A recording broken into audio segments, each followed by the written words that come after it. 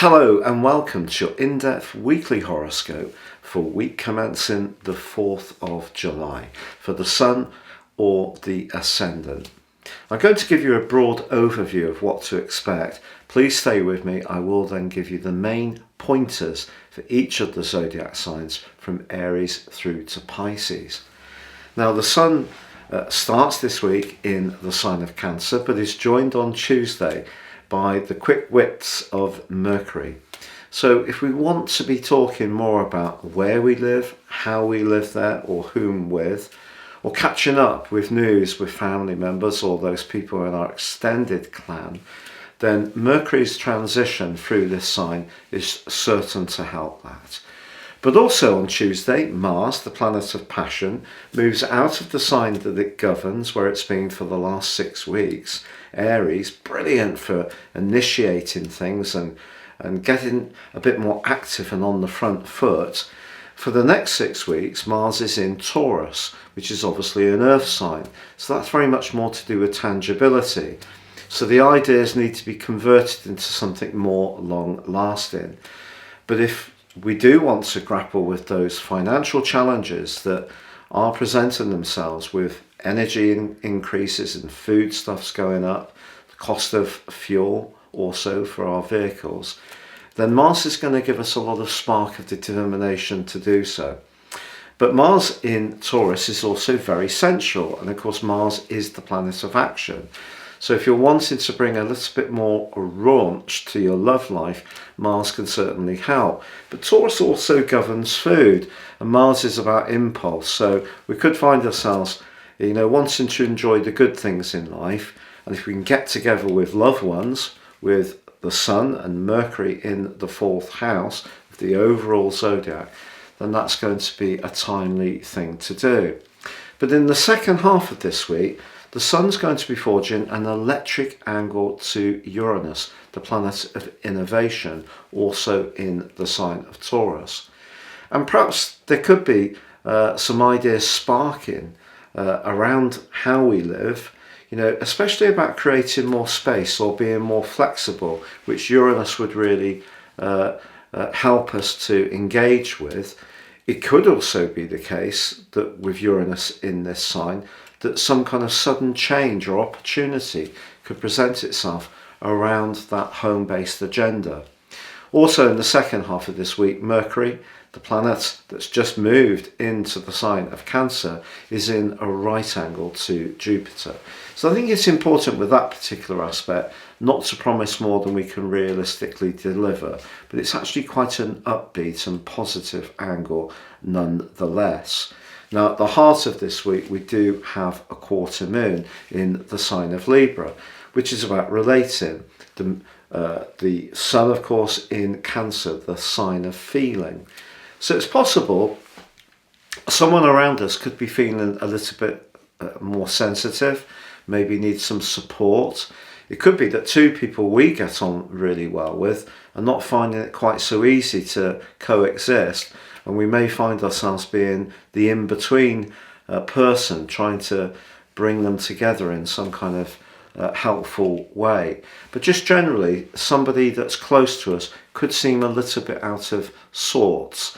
And sometimes relating can be a bit more of a subjective process when this particular quarter moon occurs. So we need to make sure that we're not getting too bogged down in that Cancerian energy, particularly with Mercury there, because Mercury likes the precision of the sign of Gemini, which it governs, and obviously the speed of thought, and also in its rulership of Virgo, it's very much about discrimination and being very meticulous about things.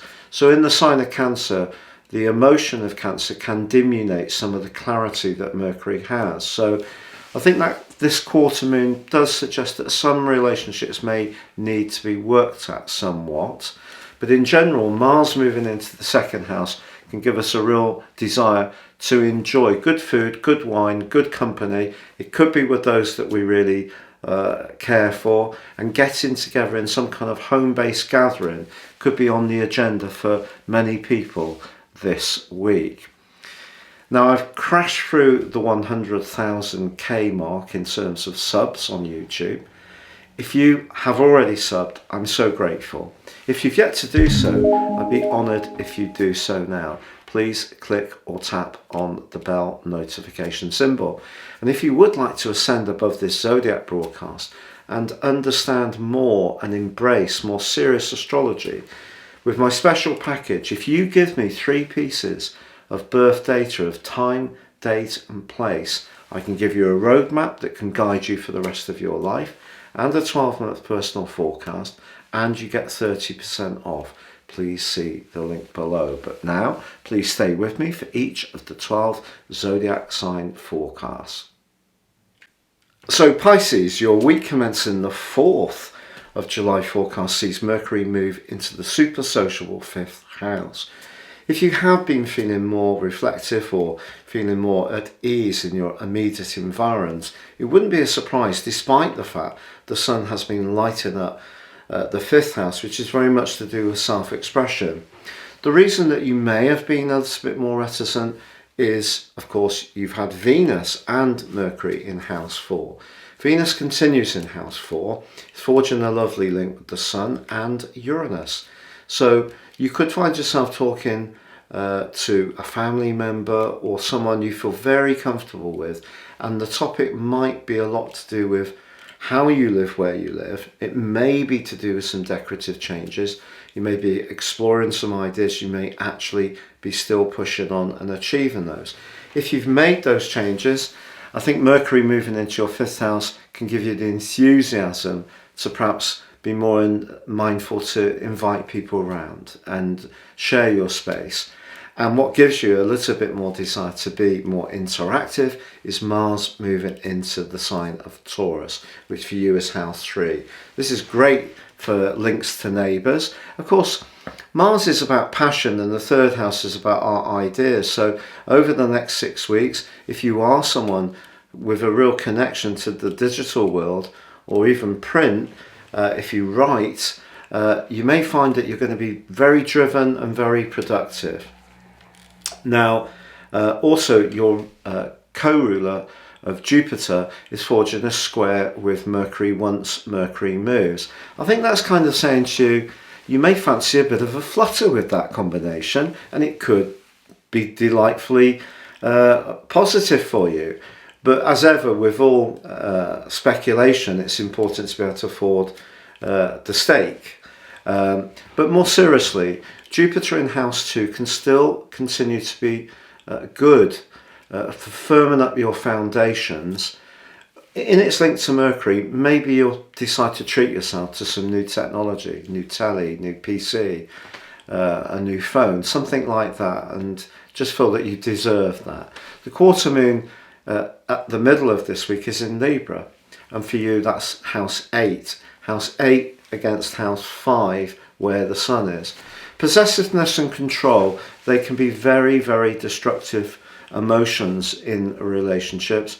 If there is any kind of energy like that around you, it's not something you're going to welcome. So for example, if you've got some friendships, you go out and you want to have fun, and then someone's getting a bit heavy and seeing angles that don't even exist there, that could be quite a turn off. But with the sun forging an electric, charismatic link to Uranus in the second half of this week, don't be surprised if you get a surprise text message or someone reaches out to you to set up some kind of social gathering. It could even be a romantic date, but it can all happen very quickly. You may have to make a snap decision.